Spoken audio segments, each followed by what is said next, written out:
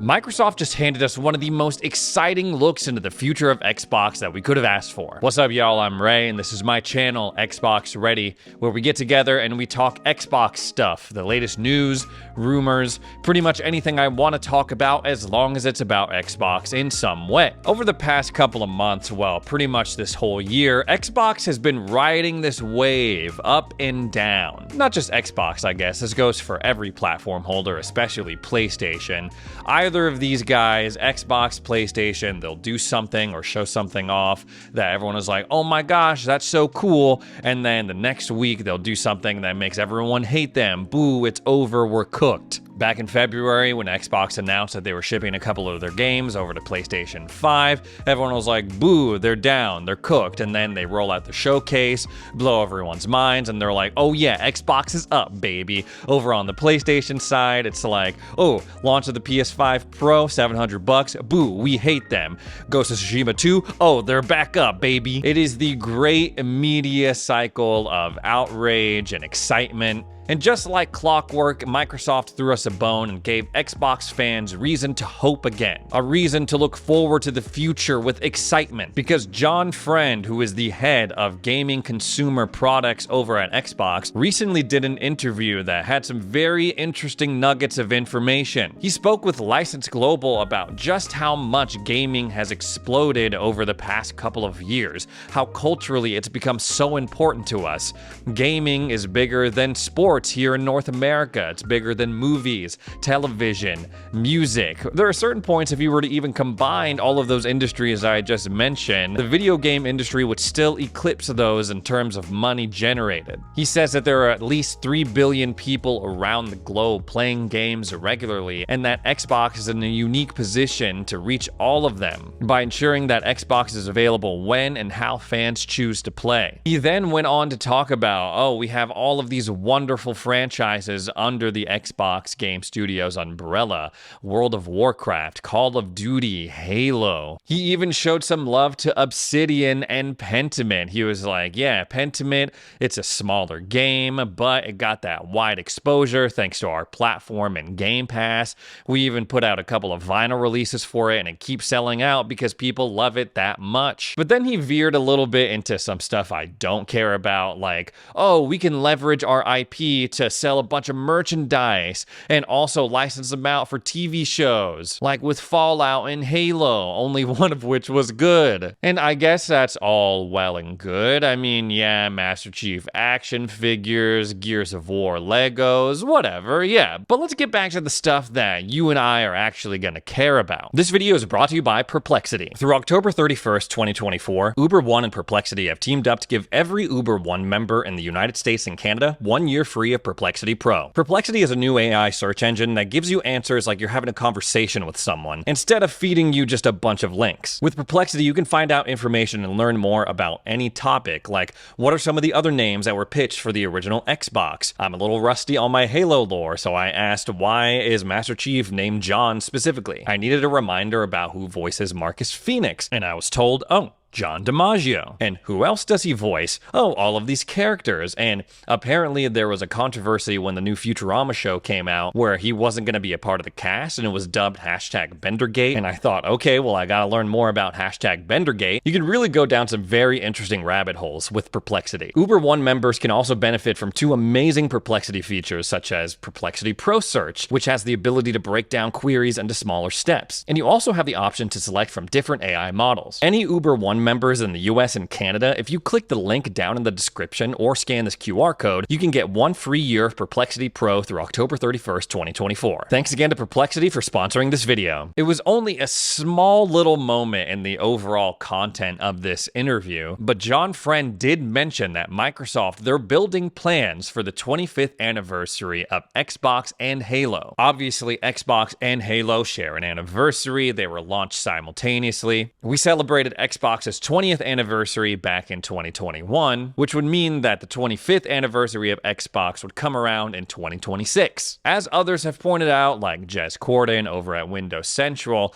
2026 is an interesting year because it coincides with a lot of other rumors that we've been hearing regarding Xbox and their future plans. There is a camp of people that believe that Xbox is going to try to get a jump on the PlayStation 6 and release whatever new console that they have, and it could potentially be a 2 SKU lineup like we've seen these past 2 generations. One that's like a Series X type traditional console and another that's a handheld. This would mean that it would be somewhere on par or a little bit more powerful than the PS5 Pro, yet not as strong as the eventual PS6. And if you're going to go ahead and launch a new Xbox on the 25th anniversary of the Xbox brand, well damn, wouldn't that just be the perfect time to release a new Halo game? Yes, that would be an amazing idea. What a better way to sell Xbox consoles, push Xbox hardware, than by making a game that you can only play on those new Xbox consoles. That is assuming that the Halo franchise is still exclusive to Xbox by the time these new machines roll around. But hold on, y'all, wait a minute, I gotta pump the brakes a little bit. As excited as I am for new Halo stuff, whether it's a game, new merch,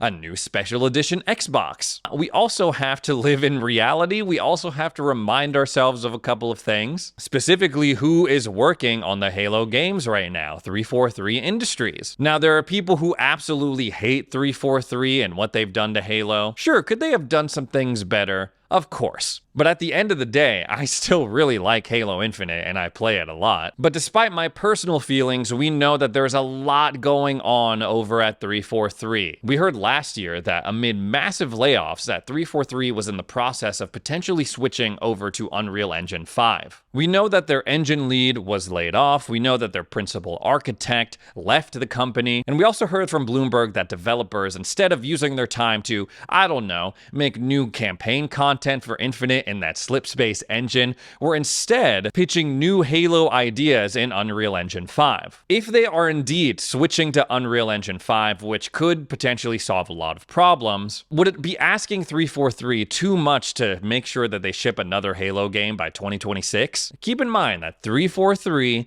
notoriously was not able to meet the deadline of having Halo Infinite ready for the launch of the Series X and S. And when they did finally get the game out a year later, they did it under the guise of, oh, we were just waiting for the 20th anniversary, now is the perfect time, but there's no campaign co-op, there's no Forge mode, and 90% of the story of Halo Infinite's campaign is going to be told through holograms. If they weren't able to make the deadline for the launch of the Series X and S, can they do it for this next-gen lineup? And what would the new Halo game even look like? They can easily pick the story up where they left it at the end of Halo Infinite. No spoilers, but there is a lot to work with. But we also know that at one point, Certain Affinity was working on a Halo Battle Royale codenamed Tatanka that ultimately went nowhere. Even though we're probably not going to see that anytime soon, could a Battle Royale mode make its way into the next iteration of Halo? We also know that 343 is sitting on a mountain of pitches that they just never used even before Halo 5, one of which sounded a lot like Helldivers. Is it possible that they pull any of these ideas from the vault? No matter what they do, it is of paramount importance that Xbox takes advantage of this upcoming 25th anniversary. We saw what the hype and the nostalgia did for the Xbox brand back in 2021 for that 20th anniversary. Xbox Game Studios was on a roll. They won Publisher of the Year after they released Flight Sim, Psychonauts 2, Forza Horizon 5, and Halo Infinite all over the span of just a couple of months. People were fighting for their lives. Well, mostly they were fighting against scalpers for these really cool Xbox accessories that they were coming out with, like the 20th anniversary controller, the Xbox mini fridge, and probably not so coincidentally, the Xbox Series X and S sales happened to peak around this time. In 2021, the hardware sales gap between Xbox and PS5 was something like, just a couple of million versus like more than double that we see now. Personally, I know that people were excited about Xbox at that point in 2021 because right around that same time, a couple of dudes named Jimmy and Ray decided to sit down and start a channel dedicated to just talking about Xbox stuff. I launched my first couple of videos in September, and a couple of months later, I had tens of thousands of subscribers, and the rest is history. I'm not saying that to brag, not at all. I'm saying that to illustrate that there's a correlation between people's excitement in the Xbox brand when they are doing good stuff and how it affects my channel positively. So for the 25th anniversary, yes, it would be awesome to see some new Xbox consoles. Maybe we didn't get a Series X Plus or Pro, but for people who are super adamant that Xbox should have an answer to the PS5 Pro, a next-gen Xbox, a handheld, could go a long way in answering those people. A handheld Xbox would be just so dope, and it would go perfectly with their whole philosophy that they got going on right now of, oh, play games anywhere, play them how you want, play them on the go, in a box with the Fox. But none of that is going to matter if they don't have the new games to back it up. When they came out and they showed off the PS5 Pro, they really had an uphill battle because they were like, yeah, you can play these games that have been out for a couple of years, they just look better. Xbox needs to have a similar lineup. No, they need to have a better lineup than what they had in 2021 when they won Publisher of the Year. A new Halo, a new Elder Scrolls. Maybe we finally get something on Everwild. Fancy hardware, Game Pass subscriptions, it's only going to take you so far if you don't have the games to back it up. People really seem to like the Xbox 20th anniversary controller. So for the 25th anniversary, yeah, they can do something similar. They could also take it a step further and say, yo, guys, you know that controller that was in those leaks from forever ago? It's real, it exists, and we're releasing it as part of the 25th anniversary. All of this to say that when the 25th anniversary of Xbox comes around, it is important for Microsoft to establish a firm new identity. There's been a lot of questions, a lot of skepticism about what they've been doing, what kind of brand they want to be. Let's be honest, the general vibe when it comes to Microsoft and their gaming division has been like, what are these guys doing?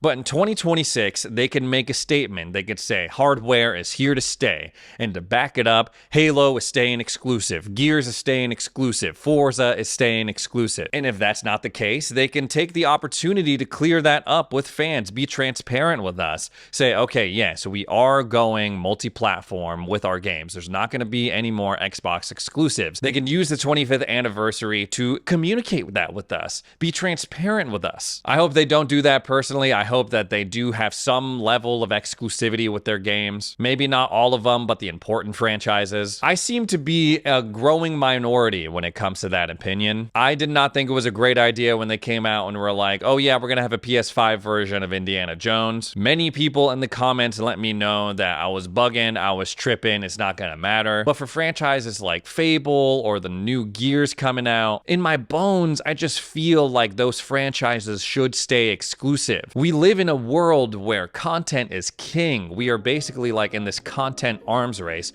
when it comes to the big players in the entertainment industry. Sure, you'll see some HBO series make their way over to competing services like Netflix, but they would never ship out Game of Thrones or House of Dragon and make them available on like Hulu or Netflix or Amazon. Not without getting a ton of money in return. And when I think back on what made Xbox a must-have console, it was because of the exclusive games. They are around because of exclusive games. Go back to 2001. At the time, the industry was dominated by Nintendo, PlayStation, and Sega. Xbox had an uphill battle to fight. Microsoft Xbox, they knew at the time, they were like, okay, there's only one way that we can get people to buy an Xbox over a PlayStation, and that's by making bangers that you can only play on our console like Halo Combat Evolved. Fast forward to now, I understand that the most lucrative games are multi-platform, games like Fortnite, like all of the live service games, but I am of the opinion that if you were going to expect me to buy your hardware or subscribe to your service, there better be things that I can only get on that service. If I can get it somewhere else at a competitive price, then that's where I'm gonna go. Between now and 2026, when that anniversary comes along, Xbox has an amazing opportunity, because while the focus of this video has been mostly about new Xbox hardware and Halo, unlike back in 2001, Xbox has grown into so much more than just Halo, Gears. They have awesome platformers, awesome strategy games, awesome RPGs. They are bringing back Fable. They have the potential to go on a generational run if they deliver all of these things that we saw at the June showcase. And it could be really special if they follow it up these next couple of years, releasing those games that we saw, and then end it with a knockout punch of, hey, we got really awesome new consoles and a new awesome Halo game. Anyways, guys, that's all the Xbox stuff I have to talk about today. Thanks so much for joining me for another edition of Xbox Ready. If you made it this far into the video, consider subscribing. Help me on my journey to get to 200,000 subs. Thanks again for watching, and we'll see you in the next video.